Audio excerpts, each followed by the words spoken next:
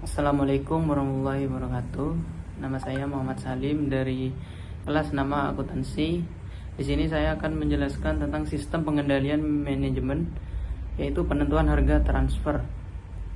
Pengertian harga transfer dalam artian luas, harga transfer merupakan harga pokok barang atau jasa yang ditransfer antar pusat pertanggungjawaban dalam perusahaan yang meliputi semua bentuk alokasi biaya dari departemen pembantu dan departemen produksi, dan harga jual produk atau jasa yang ditransfer antar pusat laba. Dalam arti sempit, harga transfer merupakan harga barang atau jasa yang ditransfer antar pusat laba dalam perusahaan yang sama.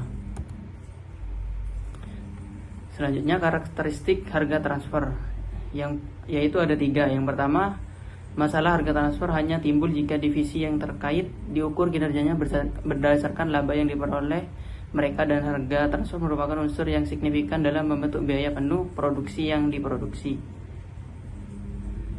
Yang kedua, harga transfer selalu mengandung unsur laba di dalamnya. Yang ketiga, harga transfer merupakan alat untuk mempertegas diversifikasi dan sekaligus mengintegrasikan divisi yang dibentuk. Syarat terpenuhinya harga transfer. Yang pertama, sistem harus dapat memberikan informasi yang relevan yang dibutuhkan oleh suatu pusat laba untuk dapat menentukan trade-off yang optimum antara biaya dan pendapatan perusahaan. Yang kedua, laba yang dihasilkan harus menggambarkan dengan baik pengaturan trade-off antar biaya dan pendapatan yang telah diterapkan. Yang ketiga, tingkat laba yang diperlihatkan oleh masing-masing pusat laba harus dapat mencerminkan besarnya kontribusi laba dari masing-masing pusat laba terhadap laba perusahaan secara keseluruhan. Tujuan penentuan harga transfer. Yang pertama, memberikan informasi yang relevan kepada masing-masing unit usaha untuk menentukan imbal balik yang optimum antara biaya dan pendapatan perusahaan. Yang kedua, menghasilkan keputusan yang selaras dengan cita-cita, yaitu meningkatkan laba unit usaha namun juga dapat meningkatkan laba perusahaan. Yang ketiga, membantu mengukurkan kinerja ekonomi dari unit usaha individual. Yang keempat, sistem tersebut harus mudah dimengerti.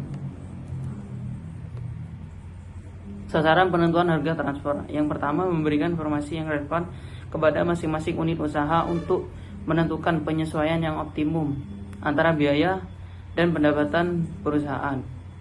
Yang kedua, menghasilkan keputusan yang bertujuan sama maksudnya. Sistem harus dirancang agar keputusan yang meningkatkan laba unit usaha juga meningkatkan laba perusahaan. Yang ketiga, membantu pengukuran kinerja ekonomi dari suatu perusahaan. Yang keempat, sistem harus mudah dimengerti dan dikelola. Metode penentuan harga transfer. Istilah harga transfer yang digunakan di sini adalah nilai yang diberikan kepada suatu transfer barang dan jasa dalam suatu transaksi di mana setidaknya ada pusat laba yang terlibat di dalamnya. Hal-hal yang harus diperhatikan dalam menentukan metode harga transfer yaitu yang pertama, prinsip dasar. Yang kedua, situasi ideal. Yang tiga, hambatan-hambatan dalam perolehan sumber daya. Yang keempat, harga transfer berdasarkan biaya. Yang kelima, biaya tetap dan laba hulu. Metode transfer pricing. Yang pertama, cost based transfer pricing atau harga transfer biaya. Yang kedua, market basis transfer pricing atau harga transfer atas dasar harga pasar. Yang ketiga, harga transfer pricing atau harga transfer negosiasi. Administrasi harga transfer. Negosiasi. Di hampir semua perusahaan unit usaha menegosiasikan harga transfer satu sama lain. Maksudnya, harga transfer yang tidak ditentukan oleh kelompok staf pusat. Alasan yang paling penting untuk hal ini adalah kepercayaan bahwa dengan menetapkan harga jual dan mencapai kesepakatan atas harga pembelian yang paling sesuai merupakan salah satu fungsi utama dari manajer lini. Arbitrase dan penyelesaian konflik, yaitu bagaimana rincian peraturan. Penentuan harga atau pricing rules. Mungkin ada kasus di mana unit usaha tidak dapat menyetujui harga tertentu. Untuk alasan tersebut, suatu prosedur harus dibuat untuk menengahi arbitrase harga transfer. Klasifikasi produk. Beberapa perusahaan membagi produknya ke dalam 2 kelas. Yang pertama, kelas 1, seluruh produk untuk manajemen senior ingin mengendalikan perolehan sumber daya. Yang kedua, kelas 2 seluruh produk lainnya.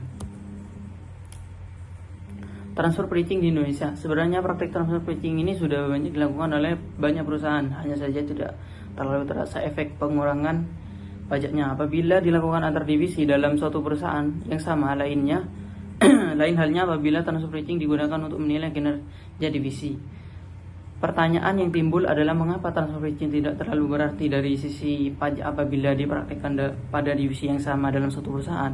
Jawabannya adalah hal ini disebabkan karena praktik transfer pricing akan memberikan hasil maksimal dalam hal ini meminimalkan jumlah pajak yang terutang apabila timbul pengenaan tarif yang berbeda. Oleh karena itu, apabila praktik tersebut dilakukan antar divisi tidak memberikan hasil yang maksimal karena tarif pajak yang berlaku sama. Sekian dari presentasi yang dapat saya sampaikan, kurang lebihnya mohon maaf. Wassalamualaikum warahmatullahi wabarakatuh.